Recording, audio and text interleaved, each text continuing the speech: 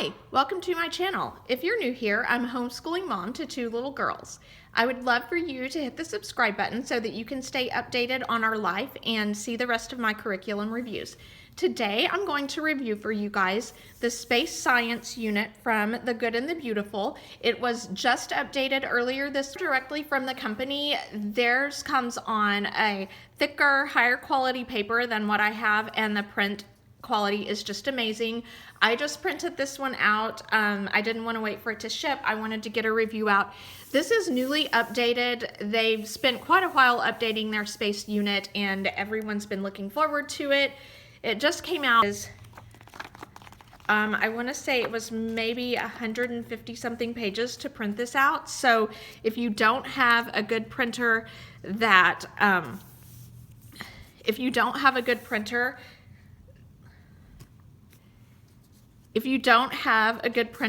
with cheap ink, you will want to pay to get the... If you don't have a good printer with cost-effective printing, you will just want to order the PDF because it would be pretty expensive to get it printed locally. So let's have a flip through. I will say, if you watched my review or my flip through of the ecosystems, you will know that I'm just in love with the direction that they have taken with their updates. It's a little more modernized.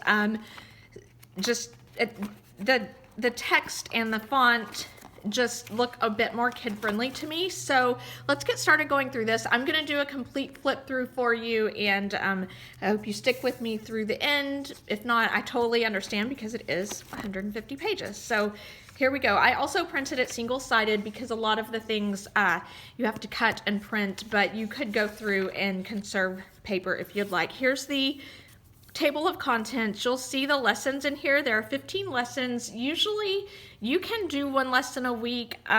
Lots of people like to do, split one lesson into several days. So this is, I guess it's 15 weeks. So the lessons are Introduction to Space, Discovering Stars, Locating Constellations, Our Solar System and the Sun, Mercury and Venus, Earth and Mars, the phases of the Moon, the tides and gravity, asteroids, comets, meteors and meteoroids, Jupiter and Saturn, Uranus and Neptune, the history of astronomy, Galileo, the space race, and space exploration. And see what I mean up here by the update? It's just so pretty and modernized from how their units used to look. I love it. I'm a big fan. Here's the unit information. If you're not familiar with how the Good and the Beautiful Science is set up, first of all, they are a general Christian worldview. Any Christian can pick this up and use it, but they do go from a strict creationism standpoint. This says, this unit does not attempt to define how long it took God to make the items in the universe, so young Earth and old Earth theories could both use it, and just go into that explanation yourself with your kids if you would like to. The science journal, each kid is going to need a 3-ring binder or a notebook, and you can keep all of the science units that they do in one binder. A science wall, I prefer to do these on a really large sheet of paper or poster board. It's basically just cutting out vocabulary words and gluing them on. They have lesson preparation for you, mini books that you will print them out single-sided and staple together for your kids. For this space science unit, they have tons of video recordings. Even if you don't buy this, you can go use them. It's goodandbeautiful.com/science videos, and scroll down to space to see the videos that they integrate within here. Lots of activities and experiments, and then they have some content that is for older children in grades 5 through 8. It says parents or teachers may choose to skip this content if instructing younger children. Here are the 2 read-alouds that you can buy from them to go along with this unit. Like I said, since this just came out yesterday, I have not received these yet, but one is Mars Exploration and then the story of Mae Jemison. They also have a list of books that correlate and that they actually suggest within here. And then the field trip ideas, they suggest taking a field trip to a planetarium and then a rural area with no artificial light so that you can see the sky at night. Then if you have older kids for grades 7 and 8, they have they have lesson extensions for each lesson, and it's just a 10 to 15 minutes of extra work that your older child could complete. I also don't have experience with teaching older children. Like I said, my oldest is in 3rd, and I would be comfortable using this unit probably up until about 5th grade. I don't know that these lesson extensions actually add on enough to make it enough for 7th and 8th grades. That's something that each family would need to decide for themselves. Here's a list of the supplies needed. I love that they give you this right up front so you can go through and gather it all at once. Let's look through it. Usually they have everything that you would already have at home in your kitchen. Let's move this over. There we go. Let's see, Milky Way candy bars for each child, that's optional, and a pair of dice. The rest is chalk, toilet paper, pebbles, marshmallows, toothpicks. It all just looks like stuff you'll have around the house. Small star stickers, you might have to get those at the dollar store. Foam or paper cups, cardstock, kinetic sand or Play-Doh. If you don't have really small children, you might need to make that or get it. Oreo cookies, pillow, basketball, tennis ball, lamp. Yeah, this is all just kitchen stuff, so this would be really easy to do at home. You don't have to go out and buy many supplies. These are the vocabulary sheets. On these, this is prep that you do before you start the lesson. Most parents tend to go ahead and cut these out before they even start the unit. There's always several pages of these.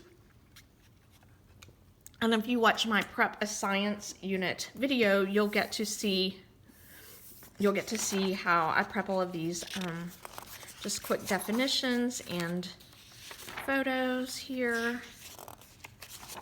I'll flip through these pretty quickly. The pictures are just amazing. I'm sure they're much more beautiful without the very small lines that I have. Planet cards, set 2 labels. So these are still all prep work for you. Beautiful pictures. Okay, and here we get to lesson 1, and it gives us our lesson objective. Help the children feel the wonder of the universe and understand the basic terminology of space science. So it tells you right here what to do for prep work if you haven't already. So cut out the Milky Way fact cards that we saw right back here that we just flipped through, and then your activity supplies are a Milky Way candy bar, a pair of dice, and the planet card set 1. In the opening activity, it has you start right off by reading the Bible. These are all really scripted that leave room for discussion and questions with your children. Science is not my strong point, so I do appreciate when something is scripted and tells me exactly what to say and ask and discuss with my children. So this one starts out by reading the Bible, asking the children about the scripture, and then tells you to have the children look at some pictures. Then you read to the students again and start with your science wall vocabulary. And then the children write the definition of solar system in their science journal and draw a picture. Then you use the planet cards activity, more words on the science wall and science journal. Then Milky Way facts, it looks like it's a game. And here is another,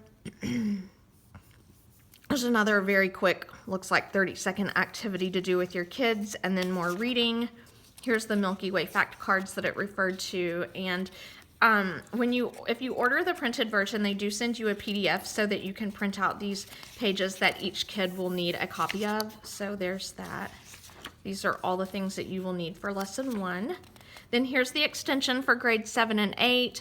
I'll just read this really quickly. It says for lesson 1, have the children watch a video, the scale of space, and then write something in your science journal. And then for lesson 2, read the information below and write definitions for refracting, reflecting, and compound telescopes in their science journal.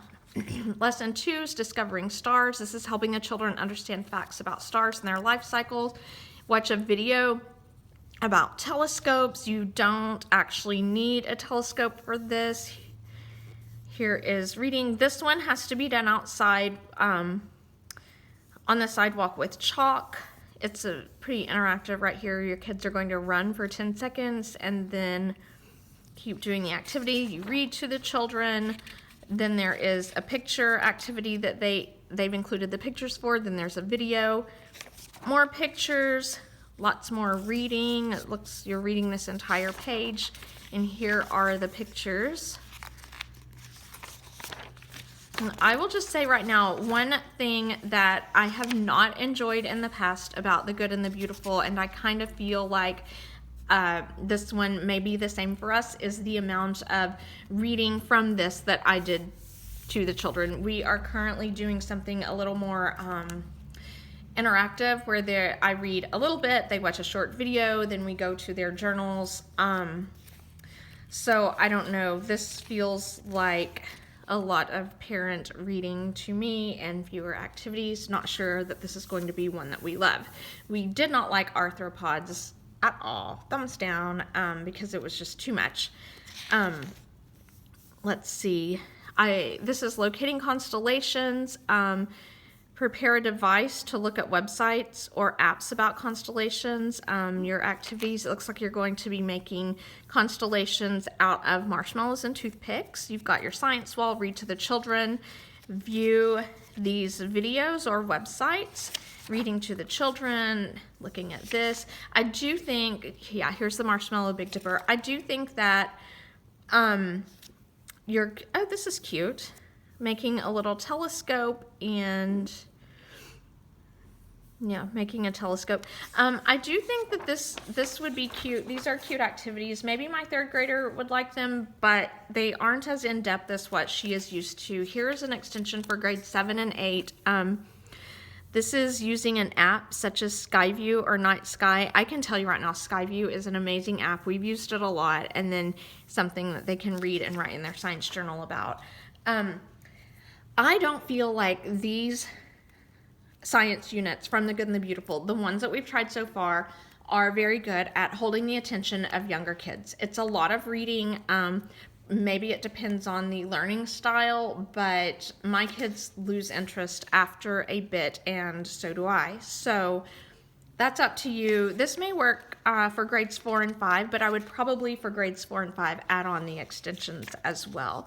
So this is giving the children an overview and appreciation for the solar system and the sun. So you have your vocabulary, then you have elliptical orbits on, yeah, you'll be drawing the sun on paper and using a paper cup to go around it.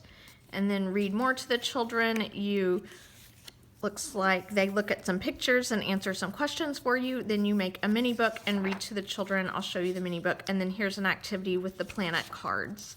And then planet fact cards, preparation activity. I don't know why they didn't put the fact cards, the prep work for that at the beginning, but this looks kind of fun. The kids are going to make little fact cards about each planet. That's something that my kids would like. It kind of adds some notebooking to it. Here is the mini book that you will cut out and assemble for each kid. It's just a lot. Here's the envelope for the planets, and here's the planet fact cards for older children.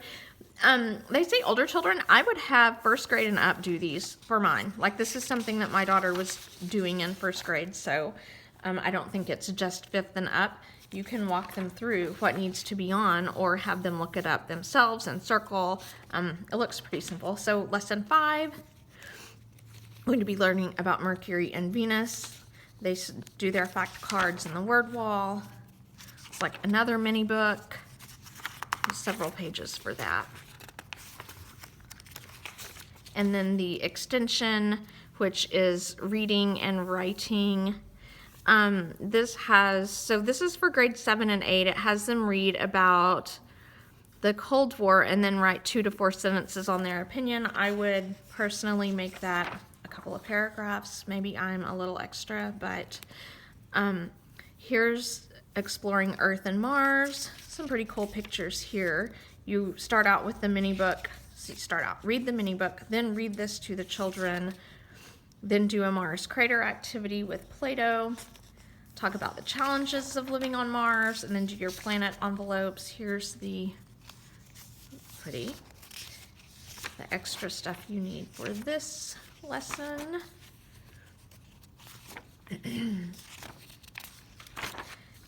And again, here is the extension activity. This is about NASA. You get to make a name for the next rover to go to Mars and explain why you chose that name. Phases of the moon. They have a video to go with this.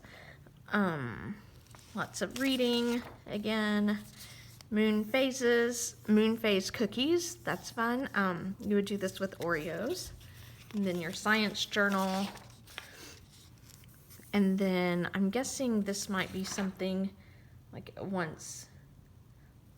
Yes, your kid will basically copy this into their journal.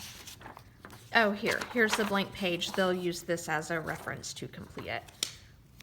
Maybe if you have a little preschooler like me, she would probably just like to cut this out and glue it in her journal while her sister completes a big one.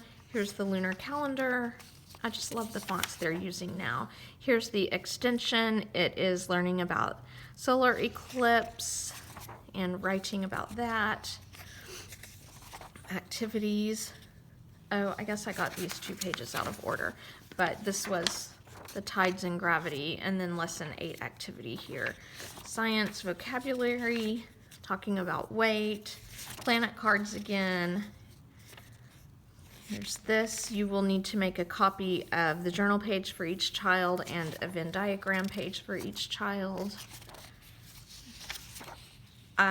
Your kids could probably just draw this. You probably don't even need to make a copy for them. They can draw that in their book themselves. Famous comments, again, for the grade 7 and 8. This is an experiment right here with the milk and the food coloring and dish soap. We did this for Christmas colors, but it's making something that looks like a storm on Jupiter. Here's the mini book. These things are so long sometimes, and there's one for each lesson. That's a lot of pages. I probably wouldn't make 2 books for each lesson. I would just let my kids share them. Here's the icy volcanoes. You do something with dried beans right here. Shaving cream to create Triton. Oh, this one's pretty. Like that. Oh, look, and it tells where each planet got its name and position from the sun, number of moons, size compared to the Earth, length of time to orbit the sun, length of a day to complete a rotation, unique physical features, and an interesting fact about each planet. I do like how they have categorized the planets into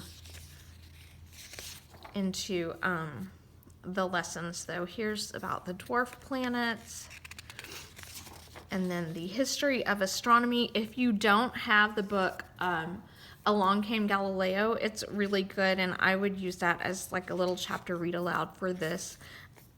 It would be a really good add-on. Here is space vocabulary bingo, and just more timelines. Here's the bingo. History of astronomy timeline, and then here is the story of astronomy.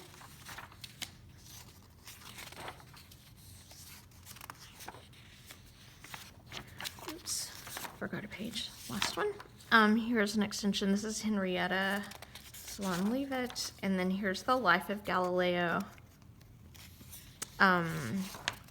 Looks like, oh, you're gonna make a pendulum with a grocery bag and a basketball. And then a gravity experiment with a ball and a large ball, a coin, and a tiny pebble. That would be really fun to have Dad get on the roof and drop those off. Am I the only one that would do that? Little kids might enjoy coloring that. Here's another extension page. And then the space race. This looks fun. Oh, history of space travel cards. So you make the cards and I think probably fold them over, glue them together, and then you can match them up. So lots of these too. It's good, lots of history there.